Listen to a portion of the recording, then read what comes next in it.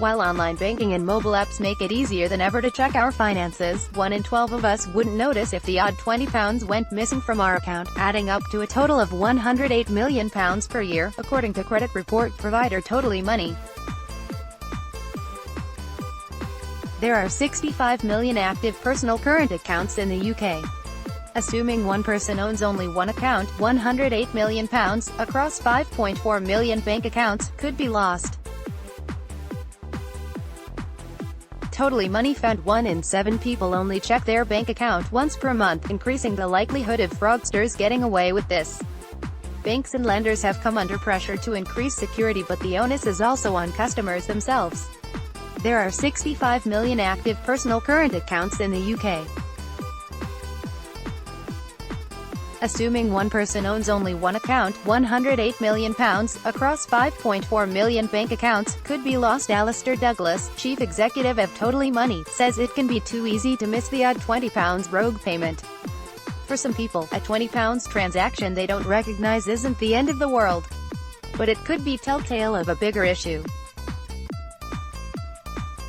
Spotting and reporting anything you don't recognize, no matter how small, could stop an incident of fraud in its tracks. Stay scam safe. Top tips. Alistair Douglas, chief executive of Totally Money, shares this advice: use online banking and check your statement every couple of days.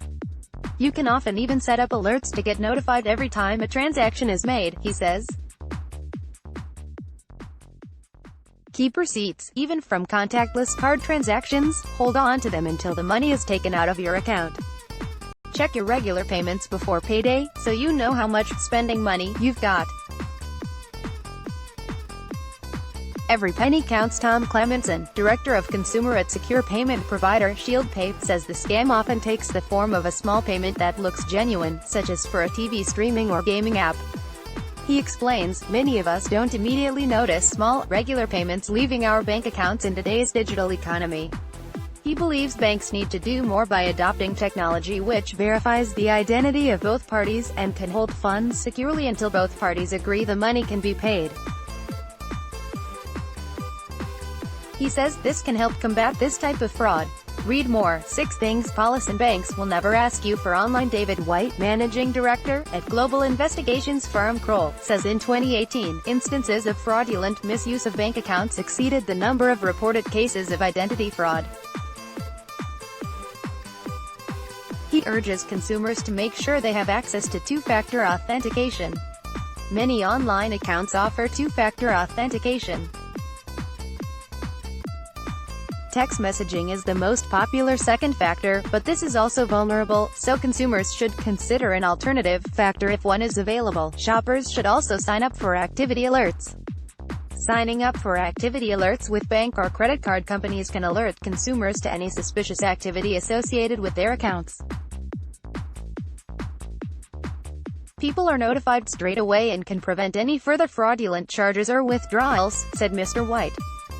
First person, my account has been targeted more than once. Elaine Opry, freelance medical writer from Bishop Stortford, Hertfordshire. Elaine Opry, pictured with her husband Cormac, explains how her account has been targeted more than once. Writer Elaine says fraudsters have helped themselves to her bank account several times in the past few years. The first I spotted on a bank statement. I bank with NatWest, and at the time I had a mobile with Vodafone which I paid via direct debit. On my statement were several transactions between £10 and £30 that appeared as charges for other mobile phone companies. I reported this and the bank refunded me. NatWest also sent me a new debit card and monitored my transactions. On another occasion, they called me to query a transaction made at a railway station in Rome. What was unusual was that I was in Rome at the time and had all my cards with me, but had not made any purchases with them.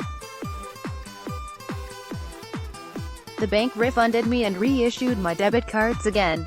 The warning sign: setting up identity monitoring means people can register their payment cards and bank account with an identity monitoring service to receive a warning if their personal data is under threat.